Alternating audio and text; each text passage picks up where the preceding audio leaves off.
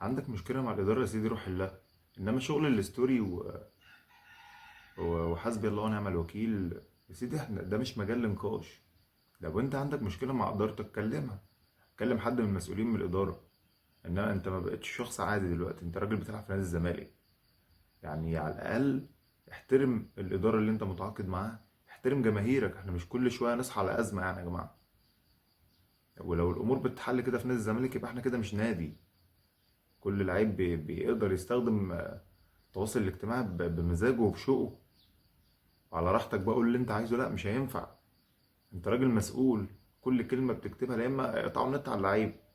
طالما اللعيبة مش قادرة تحترم هي بتكتب ايه، سواء انت صح او انت غلط، انا كجمهور دم يتحرق ليه اما الاقي لعيب عندي كاتب لي حسبي الله ونعم الوكيل في ستوري؟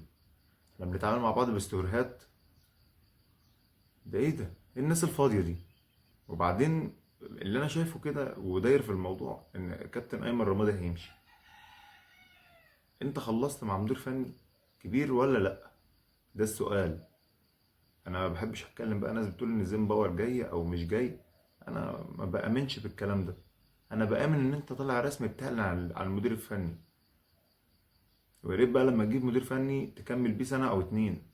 انما حته بقى يمشي في نص الموسم دي ونخسر 13 14 مباراه وبعد كده نقول والله اصل احنا اخترنا غلط، لا ده مش هينفع. وارجع هات كابتن الرمادي تاني يلحقنا عشان احنا بنضيع، لا مش هقبلك منه. لا، صعب. وبعدين سمعني صوت السرينه بتاعك يا سيدي.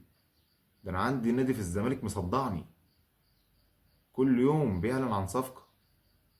عايز اشوف لك حاجة يا عم، وريني صفقة من صفقاتك. انا تعبت. الحقنا يا اخي بأي حاجة، بنموت.